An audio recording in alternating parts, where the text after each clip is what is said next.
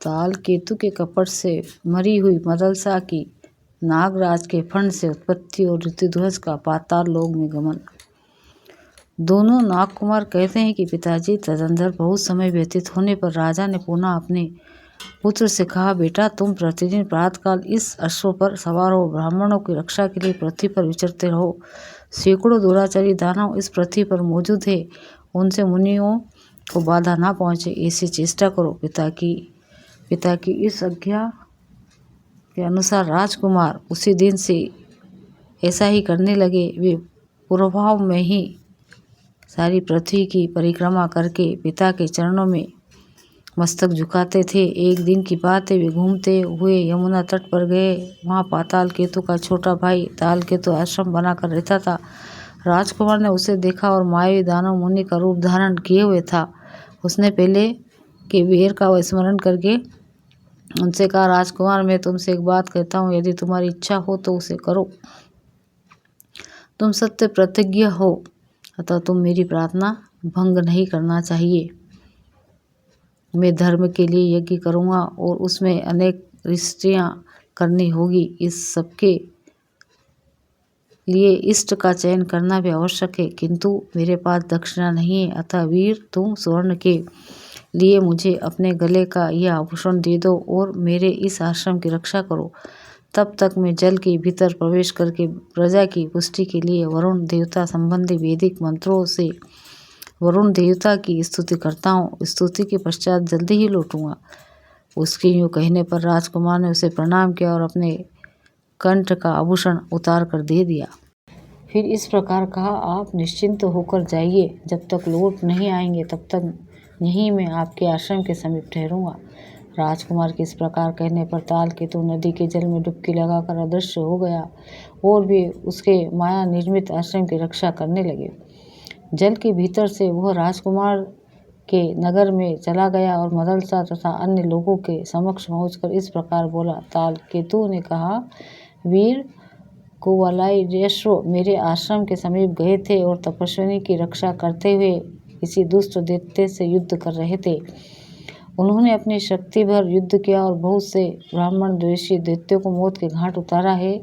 फिर उस पापी दैत्य ने माया का सहारा लेकर शूल से उनकी छाती छेद डाली। मरते समय उन्होंने अपने गले का यह आभूषण मुझे दिया। फिर तपस्विनी ने मिलकर उनका अग्नि संस्कार कर दिया। उनका वर्षों भयभीत हो नेत्रों से आंसू बहाता हुआ हिनहिनाता रहा। उसी अवस्था में वह दुरात्मा दानव उस अपने साथ पकड़ ले गया। मुझ पापाचारी निष्ठुर ने यह सब कुछ अपने आँखों से देखा है। इसके बाद जो कुछ कर्तव्य है वह आप लोग करें। अपने हृदय में को आश्वासन देने के लिए यह गले का हार ग्रहण कीजिए। यूँ कहकर ताल केतु ने वह हार पृथ्वी पर छोड़ दिया और जिससे आया था वैसा ही चला गया। यह दुखपूर्ण समाचार सुनकर वहाँ के लोग शोक से व्याकुल हो मूर्छित हो गए। फिर थोड़ी देर में होश आने पर राजनिवास को सभी स्त्रियां, राजा तथा महारानी भी अत्यंत दुखी होकर विलाप करने लगे।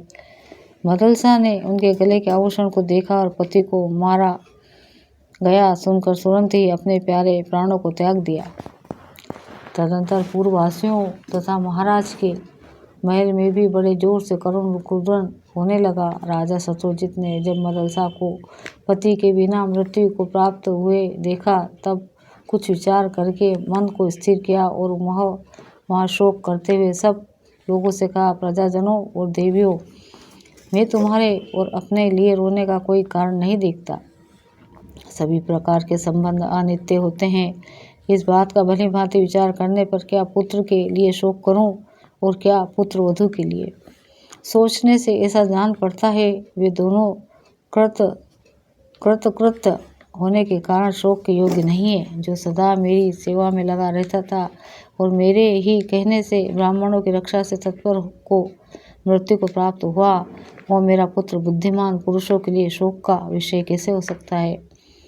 जो अवश्य जाने वाला है उस शरीर को यदि मेरे पुत्र ने ब्राह्मणों की रक्षा के लिए लगा दिया तो यह तो महान अभ्युदय का कारण है।